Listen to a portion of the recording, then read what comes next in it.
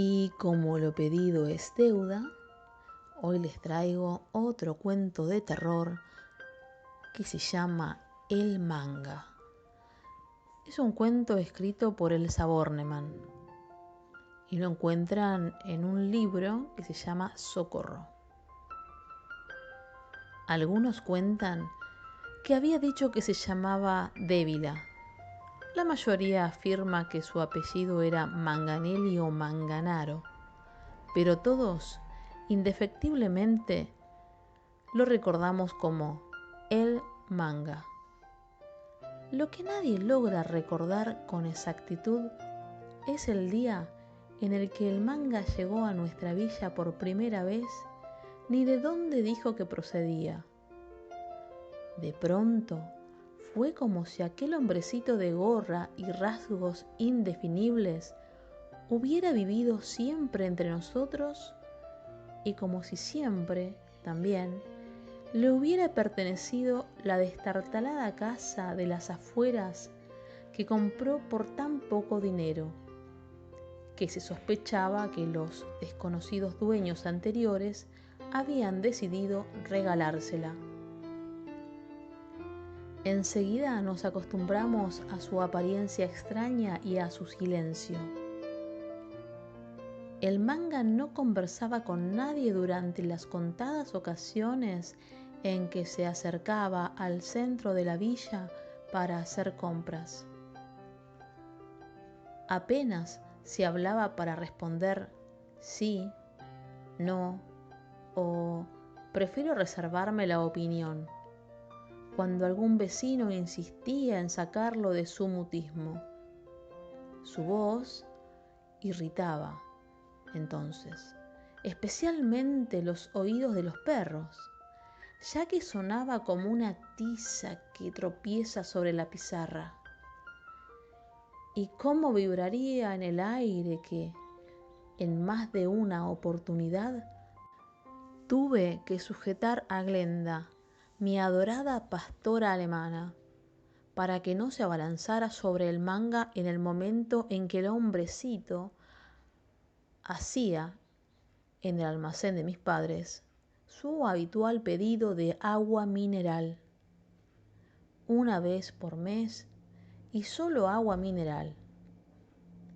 A los niños no nos miraba siquiera, como si no existiéramos para él.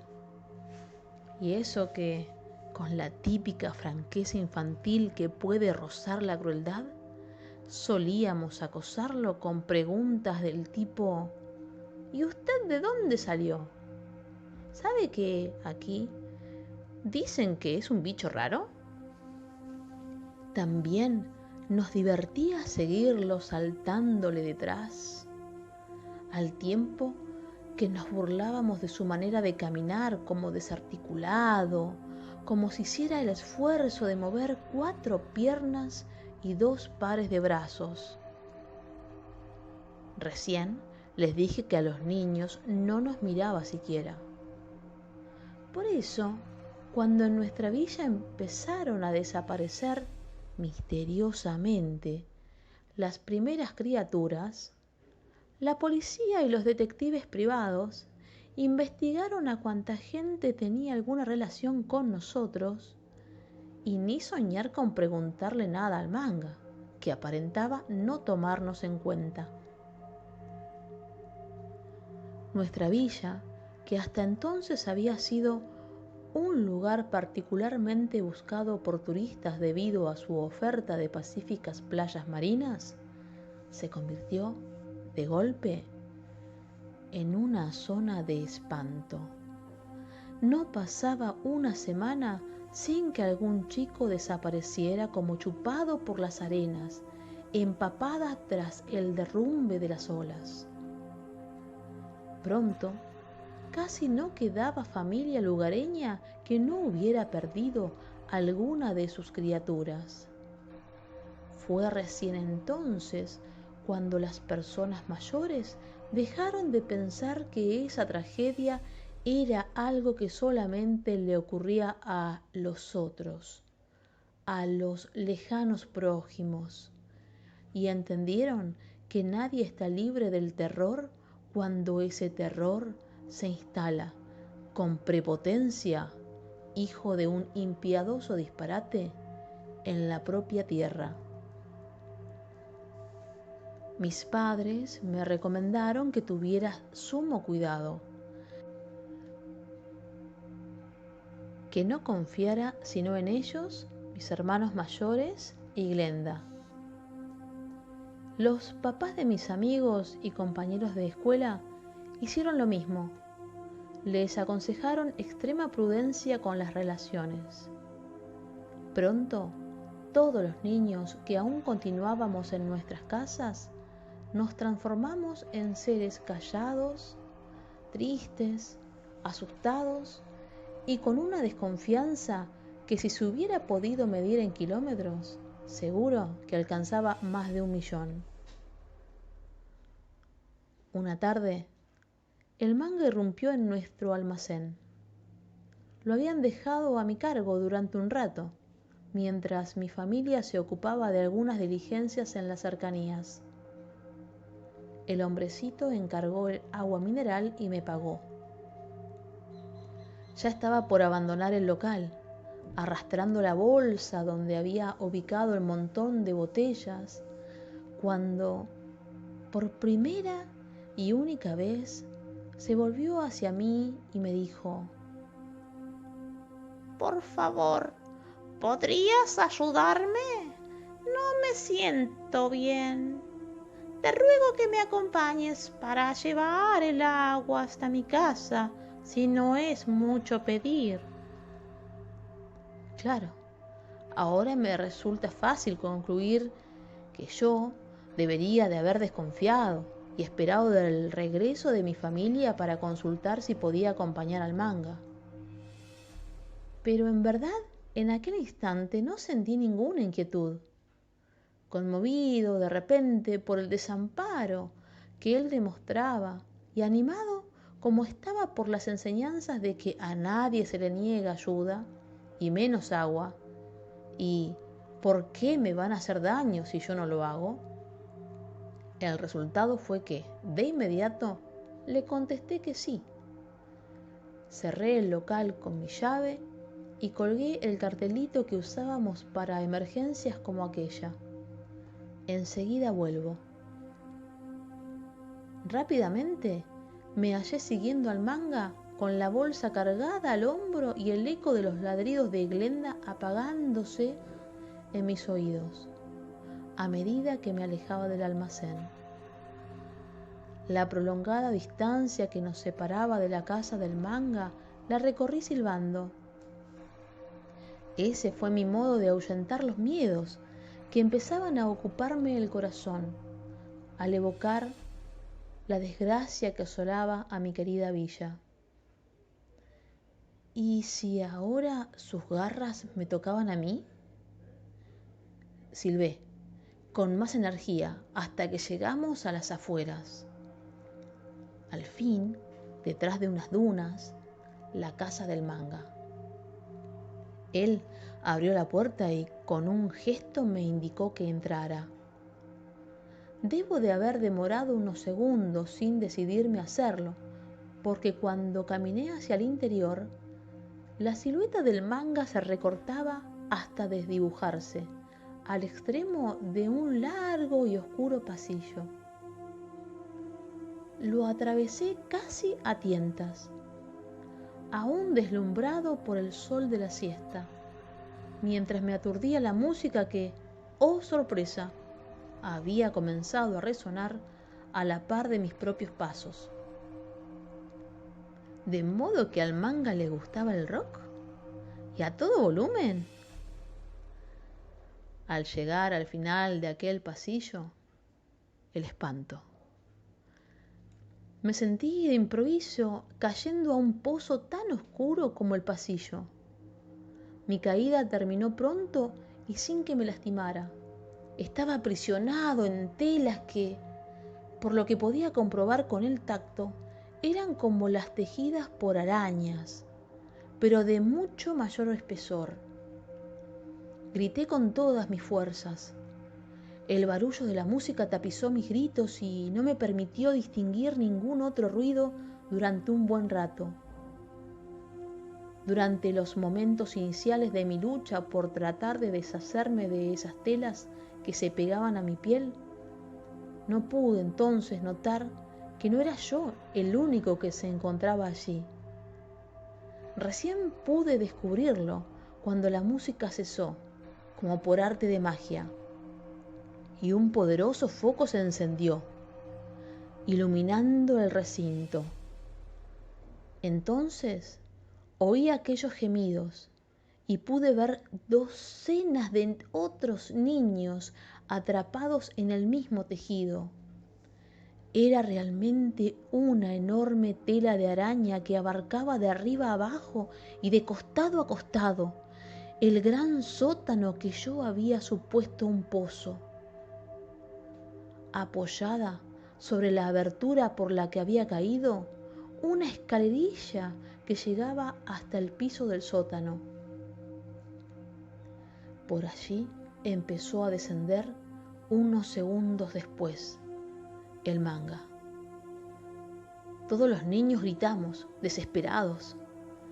La música había vuelto a sonar al máximo de su potencia, mientras el hombrecito descendía lentamente.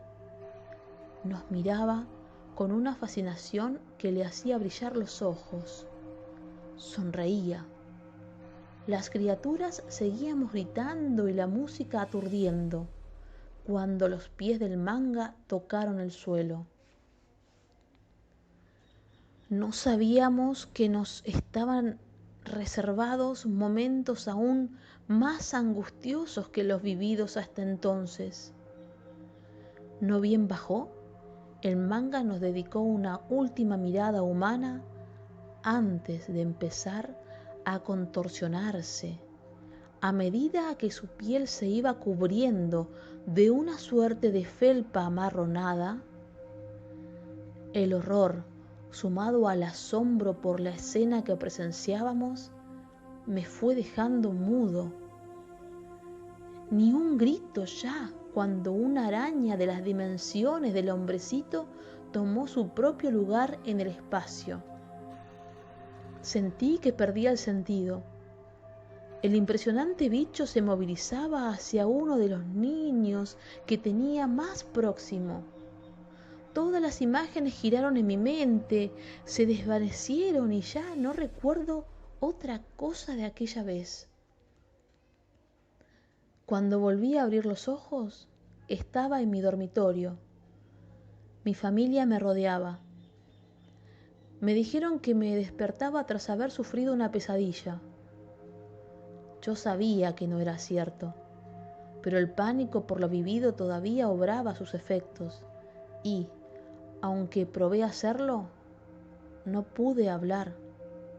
Y como una pesadilla fingí que continuaba tomando lo sucedido durante la semana que duró mi total recuperación, y como una pesadilla fingí que continuaba tomando lo sucedido durante la semana que duró mi total recuperación de una fiebre rara que se te declaró de golpe, según me contaban mis hermanos. Aunque trataban de disimularlo, estaban muy perturbados, como mi mamá, como mi padre. Dejé entonces que creyeran que me habían convencido del inventado final que le habían dado a mi aventura. Si lo que me ocurrió formara parte de un cuento de verdad, pensaba yo, sería uno de esos que tanto me disgustan, en los que el protagonista se despierta y después de que el autor hizo suponer como real lo que, en resumidas cuentas, ha sido un sueño. Recién el día anterior a mi retorno a la escuela y al contacto con mis amigos, ambos abruptamente interrumpidos, mi madre me reveló todo lo acontecido, mejor dicho, la mitad que ella conocía. Estos fueron, en síntesis, sus comentarios. Ahora que ya estás bien y vas a reencontrarte con tus compañeros, es preciso que sepas la verdad. No sé lo que viste, pero cuando te rescatamos estabas desmayado. Por desdicha, hijo, estuviste prisionero en la casa del manga, al igual que muchas criaturas de esta villa. Glenda nos condujo hasta allí, a tu padre y a mí, junto con un montón de otras personas. Al regresar al almacén y no encontrarte, soltamos la perra y ella se lanzó a una alocada carrera. Así nos guió. Ya habíamos llamado la atención de los vecinos con sus alaridos. Nos dijeron que hacía más de 3/4 de hora que ladraba y que no hallaban modo de calmarla. Fue fácil localizar la vivienda del manga, gracias a su olfato. Por suerte, llegamos a tiempo para rescatarlos todos de esas enormes telas en las que estaban atrapados, algunos tan débiles. Tiemblo al evocarla. Encontramos una araña gigantesca. La infeliz no sabía qué hacer cuando irrumpimos en el sótano. Trató de escapar trepando por su tela hasta casi ocultarse entre las vigas del techo, lo más escondida que pudo. Inútil. No fue complicado ubicarla debido a sus grandes dimensiones. Más tarde fue capturada, sin oponer resistencia, por un grupo especializado. Se la llevaron para estudiarla. No se tienen noticias de un ejemplar así. Sin embargo, no llegaron a demasiadas conclusiones. La araña murió a las pocas horas, dentro de la amplia vitrina en la que había sido confinada. Antes se había enroscado de forma tal que parecía que se iba devorando a sí misma. Y parecía correctamente. Los científicos no logran explicarse el fenómeno. De ella solo quedó una especie de cascarilla y algunas pelusas amarronadas que fueron enviadas a un centro de estudios internacional. «Era el manga, mami, era el manga», exclamé entonces. «¿El manga?», dijo mi madre sorprendida. «¿Qué ocurrencias son esas? ¿Quién sabe a dónde huyó ese condenado enfermo? Criar una araña gigantesca, aterrorizar de ese modo a los chicos. ¡Qué perverso, Dios! Pero ya caerá en las redes de la policía. Es intensamente buscado». Y por más que le repetí hasta el cansancio el relato de la transformación, opinó que eso era imposible. A los otros chicos les sucedió lo mismo con sus mayores. «Era el manga», repetimos de tanto en tanto. Los niños, hoy adultos, que sobrevivimos a aquel horror cuando de tanto en tanto les relatamos la historia a nuestros hijos o a los de nuestros amigos, respondiendo a sus pedidos de un cuento de miedo. Sí, no nos queda otra alternativa que narrarlo así, como un cuento, como este, por ejemplo. Fin.